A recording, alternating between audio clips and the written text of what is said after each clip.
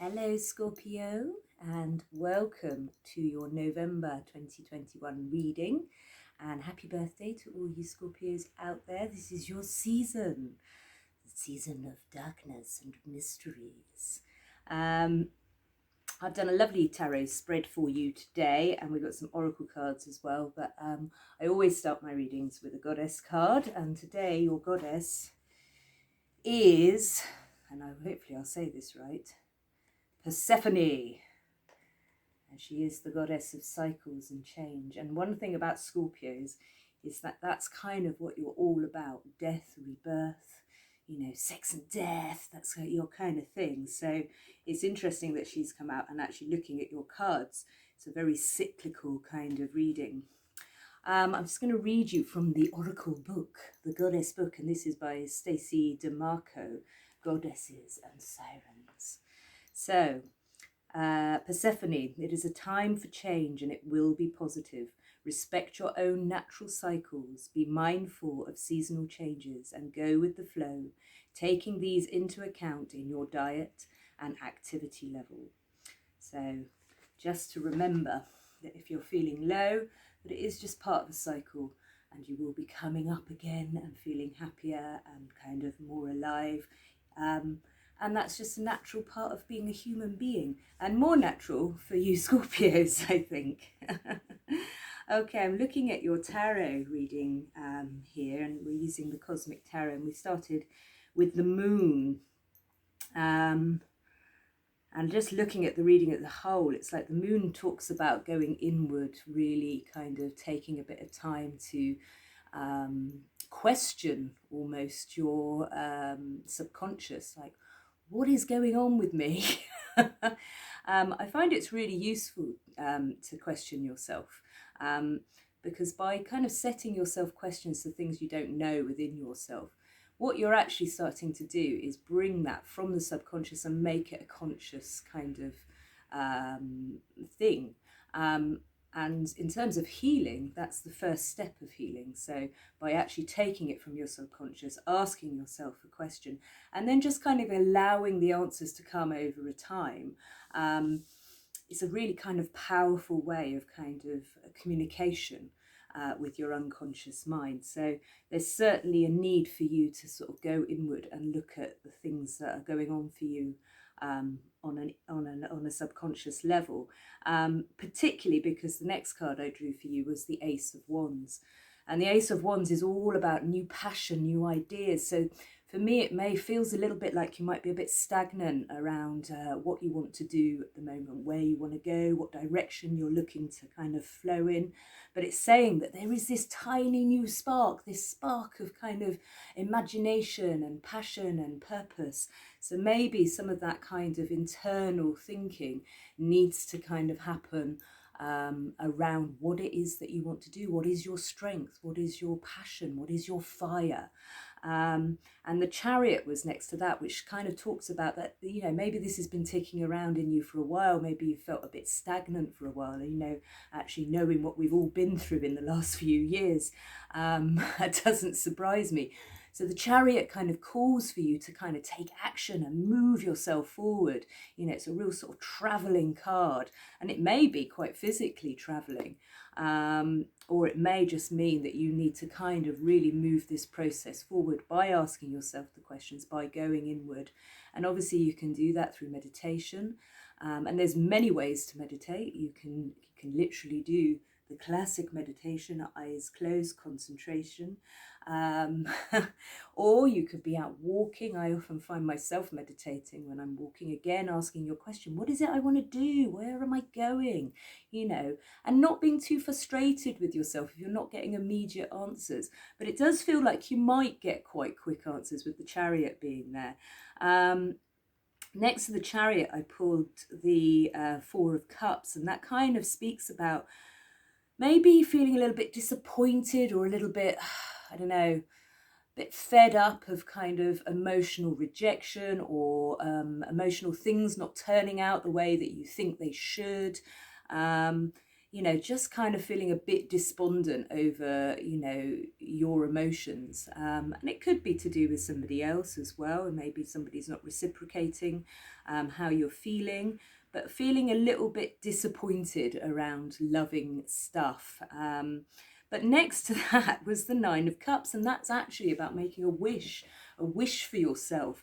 It's saying at this time you have the ability within you to really, really manifest something that you really want emotionally. But I think what it's saying is that you need to go inward first and really find out and work out what that is. What is this passion that's driving you? Why have you been disappointed before? How can you make the changes so that you become less disappointed? And what I should have said at the beginning of this reading, you are the first sign that I'm recording, is this is actually messages from your ancestors. When I drew these cards, I was very much focusing on messages from them. So it feels very clear that they're saying you've actually got the power within you to make your wishes come true, but you really do need to do a little bit of inner work to work out where you've gone wrong in the past and how you can change those things. The next card I drew was the Ten of Wands, and the Ten of Wands is kind of like a feeling of overwhelm, a feeling of absolute burden, but it is a 10, so it's the end of a cycle. So it's kind of like you're coming to the end now. You're coming to the end of feeling all this sort of burden, this burden from maybe feeling emotionally unsatisfied, burden from feeling like you're not sure where you're going, where your strengths are, where your fire is. But it feels really important that actually that's coming to an end now. You can put down your wands, you know, it's fine. You're there, but you got to do the work first. And next to that is the Prince of Cups, and the Prince of Cups speaks of an emotional offer. Now, whether that's a spiritual emotional offer, as this is an ancestral reading, or an actual emotional offer from somebody else, I guess it will be different for you all, but it's certainly calling that's showing me that kind of energy is going to be coming into you, and it is a very Scorpio card. I don't know if you can see the card here, but it has got a scorpion on his chest. Yes, it is actually your card. So it may be yourself. You may need to be offering yourself some emotional healing. And next to that is the Five of Pentacles, which is probably my least favourite card in the whole deck. It sort of talks about being left out in the cold, or, you know, feeling like you've missed out on things. What's the term that young people use? FOMO, fear of missing out. It's that kind of energy, but it is in the reverse. So it feels like this emotional offer is actually going to help you come out of that energy of feeling left out, feeling on the outside a bit more. And then it kind of, the last card I drew for you was the Eight of Pentacles. The Eight of Pentacles, lovely. But that is about study. It's about putting the work in to actually get the results of your dreams, of your wishes, of your passion. But it's a real kind of fortuitous card, it's a real success about it.